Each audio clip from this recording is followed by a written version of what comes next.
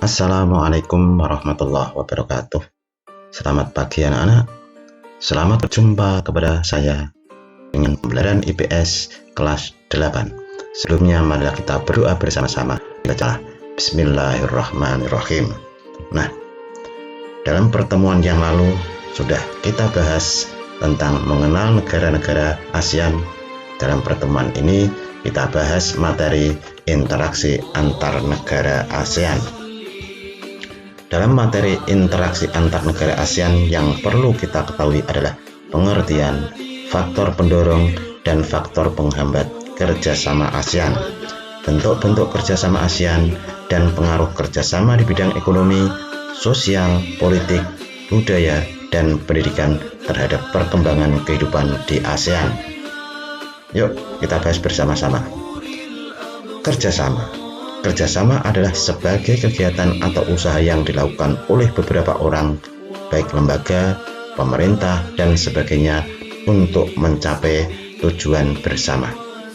Sehingga dalam kerjasama memiliki faktor pendorong, yaitu kesamaan sumber daya alam, kesamaan wilayah, kesamaan ideologi, perbedaan sumber daya alam, perbedaan teknologi, perbedaan iklim, dan kesuburan tanah.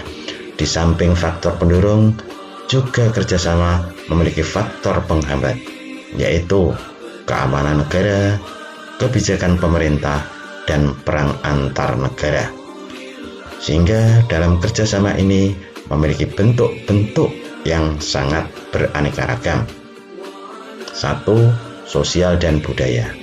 Melalui integrasi ASEAN diharapkan mampu terciptanya sebuah masyarakat ASEAN yang saling peduli dan berbagi dalam suatu kerjasama yang lebih baik dan lebih konsisten. 2. Politik dan keamanan. Salah satu pilar ASEAN adalah ASEAN Political Security Community atau masyarakat politik keamanan ASEAN. 3. Bidang pendidikan. Dalam kerjasama ASEAN di bidang pendidikan telah dilakukan pertemuan para menteri pendidikan ASEAN untuk mengidentifikasi 4 prioritas dalam kerjasama pendidikan antar negara ASEAN. Bentuk kerjasama yang keempat adalah perdagangan bebas. Pada tahun 1992, para kepala negara ASEAN menyepakati pembentukan suatu kawasan perdagangan bebas di ASEAN yang dikenal dengan ASEAN Free Trade Area. Sehingga dalam bentuk kerjasama yang dilakukan oleh ASEAN memiliki pengaruh yang sangat besar di bidang ekonomi. Pada tahun 2015, ASEAN adalah kekuatan ekonomi terbesar ke-6 dunia dan ekonomi terbesar ketiga di Asia. Bidang sosial. Tren kependudukan di ASEAN mengarah kepada urbanisasi, sehingga tahun 1950, 15% penduduk ASEAN tinggal di daerah urban atau kota. Bidang budaya.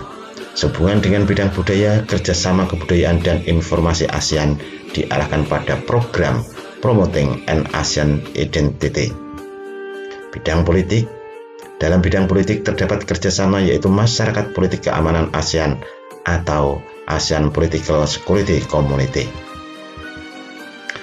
Bidang pendidikan.